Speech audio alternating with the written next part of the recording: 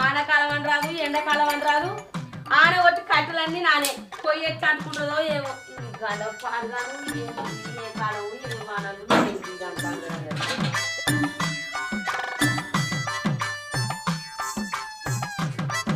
ఈ పొయ్యి ఏమో అంత నానే, కట్టెలు కూడా అంత పగనే ఉండే.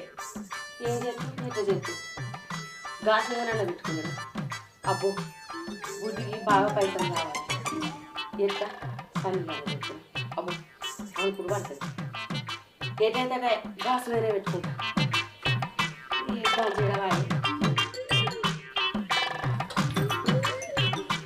రాజక్క